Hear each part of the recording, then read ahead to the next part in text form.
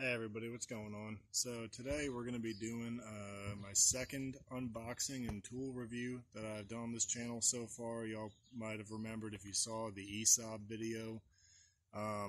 Today we're going to be doing an actual tool though, so we're going to be looking at the 1-ton telescopic Pittsburgh Gantry crane. That's right, Pittsburgh, so it is a Harbor Freight product and everything.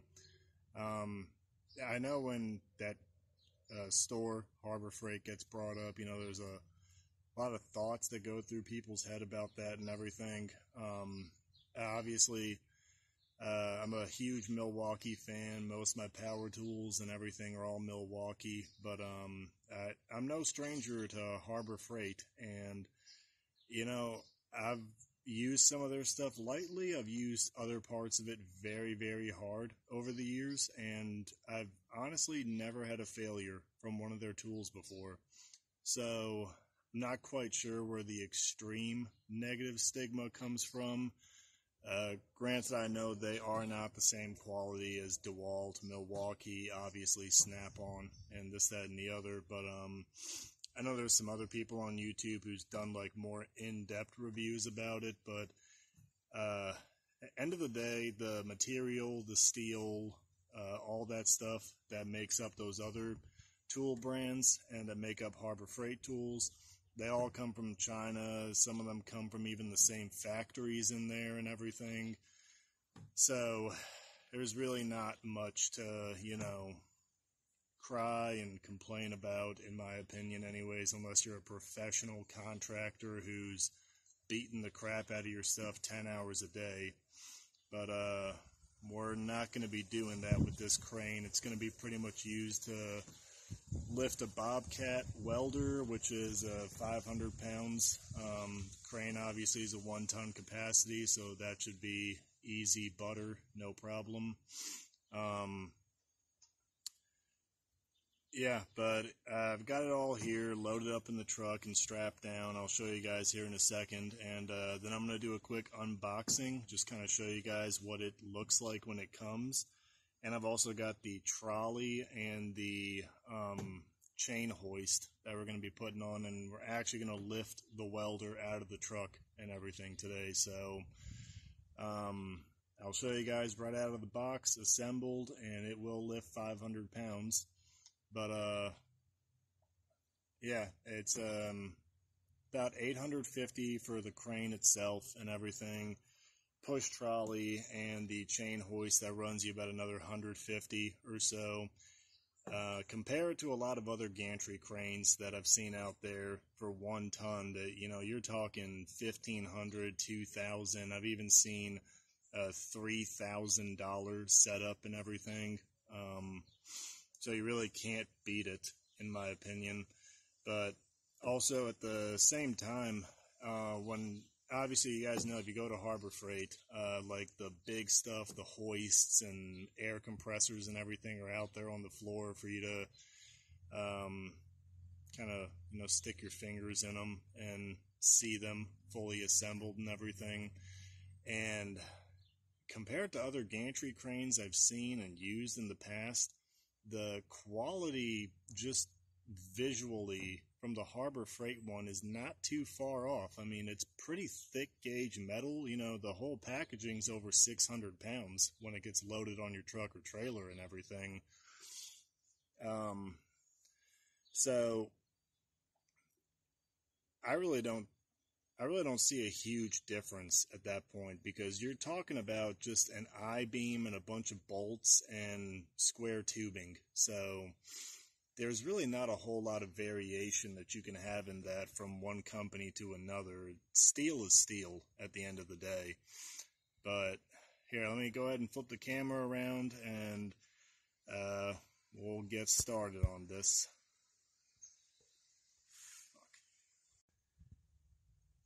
Alright, so as I said, here's the whole setup right here. There's the Bobcat. Again, pardon the state of the bed. I'm still working on the other video where I'm getting the bed lined and everything, but it's going to need to get sandblasted, and that's going to be a whole ordeal. But so, here is your your I-beam that your trolley goes onto and slides back and forth, and everything else is in this wooden box. The wooden box is just under 8 foot long, and the crane, I believe they said, or the I-beam, I believe they said, is about 9 foot something. Not exactly sure. I don't know if that's actually 9 foot, but yeah, we'll see when we get into it. And then, of course, here's our chain hoist, 1 ton, 10.5 foot chain. So pretty good height and everything. This thing fully assembled is supposed to have a minimum height of about 99 inches and a maximum height of 147 or 148 inches, something, one of those two numbers. So it's a pretty sizable crane, you know. It's you probably can't just put it in any old shop or anything. But yeah, let's go ahead and start breaking this open and seeing what we got. Alright everyone, so here's what the whole crane looks like when it's in the box and everything. We just take the top off.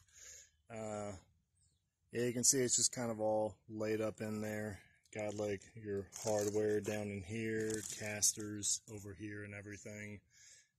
Cables are already crimped and looks like they're strung up how they're supposed to be too. Here's your trolley beam with your welded on plate. 4 holes for your hardware. I mean, upon first inspection, again, you know, this is a pretty sturdy, solid looking piece of metal. So is the plate. The welds look fantastic too and everything. Same thing up there on the other side. No difference really. I mean, I can find like maybe one defect right there if I really want to nitpick at it, but again, for about $1,000 gantry crane, this is as good as you're going to get. And I'll go through the boxes too, since you know they're going to be a bit easier. It's your instruction manual for your trolley. Feels like it's probably your chain hook and everything.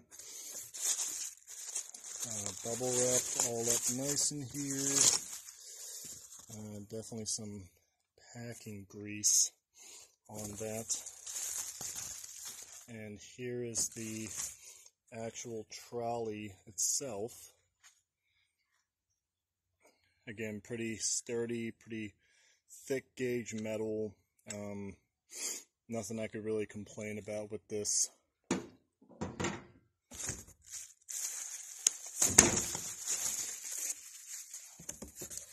The other half right there, and bar with all your washers and everything on it, again covered in packing grease, so if you want to wear some gloves or something when you're taking it out. But that's that. Throw this over in my trash pile right there. Let's go over to the hoist. So, instruction manual, take the trolley, frame just in there off to the side and everything. I'm going to put this down. Alright, so here it is, kind of laid out and everything. You got your hook, pretty good spring action on that. Chain is, of course, just covered in grease. This hook up here, same thing. You know, just overall, again, just on the eye inspection and fingering it a little bit, it really heavy duty gauge, good material, looks like chain. Really can't complain about anything on it, but I mean, the ultimate test is going to come when we're actually lifting the big blue box, so stick around for that at the end of the video. But I'm going to go ahead and get the trolley put together, and then I'll come back and talk about that really quickly. Alright everyone, got the trolley put together. Didn't even take a minute. I'll show you guys how I did it. It's super simple. This is going to be my first gripe complaint with this item. So you guys probably noticed right here there are two nuts on the end holding that in. I just hand tightened it, so I don't actually know the size of those to give you, but I'll get that for you when I put it on the actual trolley rail. So if I were the engineer behind this, I would definitely be using a castle nut, not just two nuts on the end like that. I know that there's probably not really any worry about vibration or anything that's going to be shaking these nuts loose, and even if there was, a little bit of Loctite will fix that pretty easily. But the issue that I see here is, you know, when they're putting two nuts on here, they're obviously, these outer nuts are fail-safes, obviously, and everything for these inner nuts that are supposed to hold this whole bar together and all that. So if that's the case, why would you not go with a castle nut? It's just my opinion. Maybe I'm rooted in my ways or something and I'm wrong. I don't know. If you think so, tell me in the comments. But yeah, so pretty simple to put it together, you know. This bar is going to come separate all together and everything. There are these two like steel sleeves, so you want to go ahead and put the actual rollers on first, or no, you want to go ahead, obviously, put your lift eye and then your two sleeves on, assemble these, and then just stack the washers. I have 9 washers on each side. There were 18 total. Stack them on there, and then tighten your nuts on the ends of them. Again, if you can look and see what I did, you should be able to figure it out the second you take it out of the box. Super simple stuff. So I'm going to go ahead and set this over next to the chain hoist, and I'm going to try to start pulling this stuff out of here by hand. We'll see how successful I can be at that. Alright everyone, so I realized that I just kind of got a little bit ahead of myself and started, you know, really bolting everything together without kind of stopping, explaining to you all what I'm doing and all that. So it comes with a real nice little handy set of instructions here. At every different section at the top. I don't know if y'all can see that. I can't. There we go. It shows you your thread shaft size, and everything is in real measurements and all that, 1-to-1 scale. So you can just take your hardware, just match it up to make sure that you're using the correct hardware for each section of assembly and everything. They have it all throughout. So when this thing comes packaged, that post right there has the base plate facing out. This post had the base plate facing towards the cab and everything. They come opposite of each other and all that. So I don't know if you guys can kind of tell what I did. I broke down the front of the box, and then I broke down the side of the box and kind of created like a ramp with the side and everything. And I just rolled that one off onto the truck bed, and then I just kind of used leverage to slide it, and then just kind of used the leverage of the tailgate here to just kind of like balance it and tip it off the truck, and then just kind of roll it and walk it to where I needed it to go and everything. You know, it's not gonna lie, it was a painful process. I highly do not recommend it if you have another person there, maybe 2 extra people. Like, I'm about 6'5" and 240 pounds. Not saying I'm world's strongest man, but I definitely can get some elbow grease when I need it and everything. So I can't imagine doing this if I was a little bit smaller and or a little bit weaker, honestly.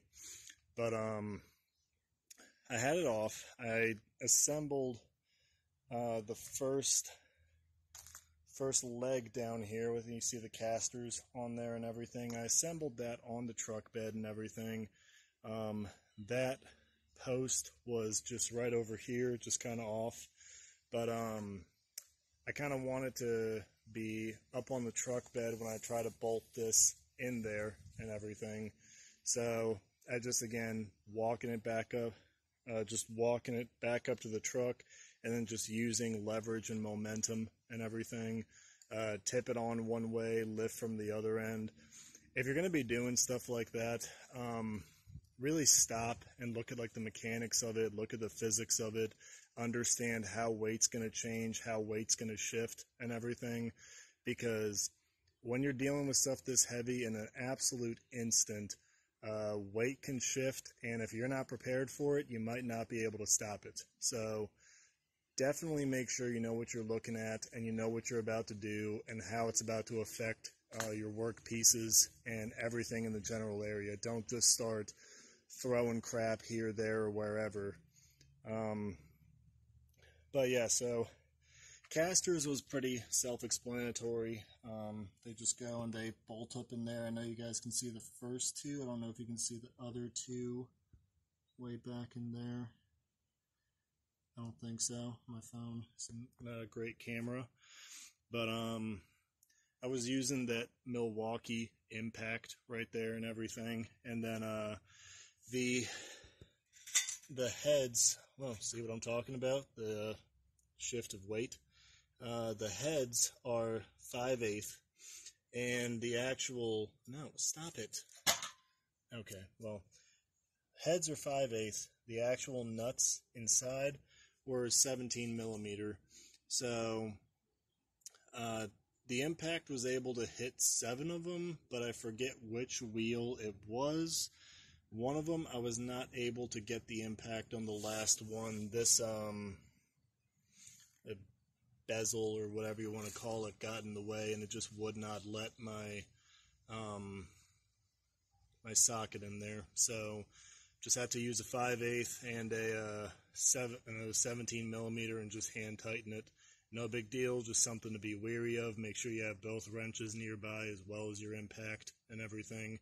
And another thing about these, when you're putting them on, make sure you get every bolt through every hole and get them all threaded, because you guys can tell they're imprecisely machined when you open the box up and everything. So I even did 2 bolts diagonally and it still didn't work. You have to get all of them in and all of them started before you actually start tightening, so you can actually move the base plate around and all that.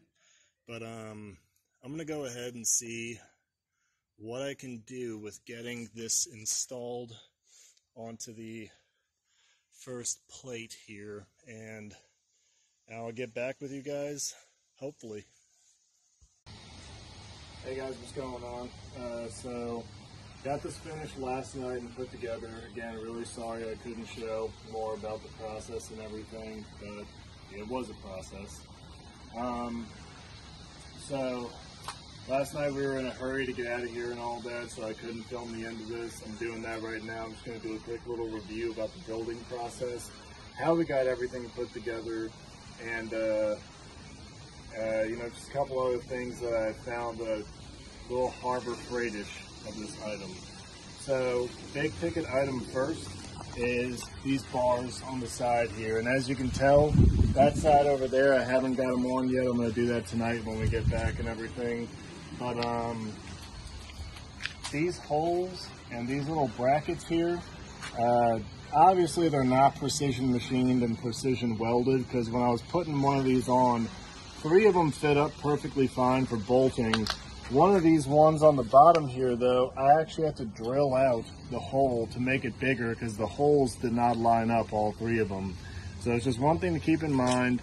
If you're going to have to do that, don't use a drill to do it or anything. You're going to be shaking the part all over the place. Just use a drill press if you have one. Harbor Freight sells them too, in case you need it. We got the trolley on here and everything. All that's pretty nice. It's really tight and everything. The hoist I was really impressed with, I'm not going to lie. lifting a 500 something pound welder with this hoist, it moves at a pretty decent speed and everything, and there's no extra resistance on the pole chain whatsoever. None at all. It feels the exact same empty with a welder on it. I know that's how chain hoist should be. However, with paying only like 60 bucks for this piece of crap, I thought it was going to be actually a process, but it really wasn't. Like everything, these chains are covered in carbon and grease deposits, so if you're worried about your hands getting freaking dirty and all that kind of stuff, wear gloves when you handle them and everything.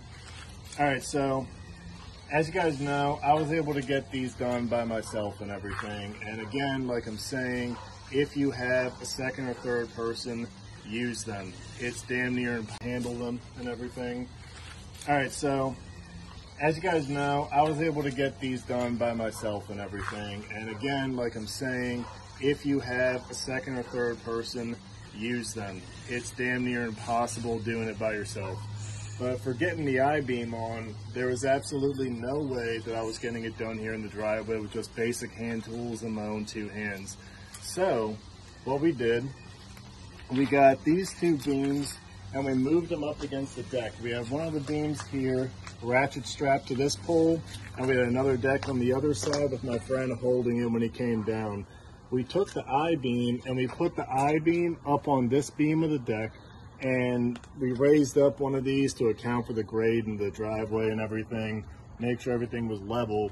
Then we just slowly slid the I-beam on top, started bolting everything in, you know, bolt one side, bolt the other. Don't just bolt in a straight circle, actually bolt a pattern and everything. And then went ahead and got everything torqued and tightened up. Now also another thing I'm sure you guys are noticing, some of these threads stick out further than the others. Reasoning for that too. These plates come a little bit bent. They're not perfectly flat. When they at least for mine, they were not perfectly flat and everything. But judging on some reviews, I've seen other people bring up the same thing too, so I'm assuming it's just a product-wide factory defect of some kind. I don't know if it's like a hot roll process or if they're cutting them too hot or something, or welding them too hot. I don't know. But they were both bent a little bit, and as a result, bolts are not perfectly through there. But everything's held together really tight, you know, torqued them down with the Milwaukee and everything, so they're torqued beyond spec, even if you want to say that. And yeah, as you all can see, the welder is out of the back of the truck. I will get a video of this thing lifting, and I will do a review of it, you know, later on once I've been lifting some other stuff and using it for different projects. And we'll do more lifting with that, but yeah, I just wanted to kind of tell you guys about what happened, how we did it. That's a little bit of redneck engineering for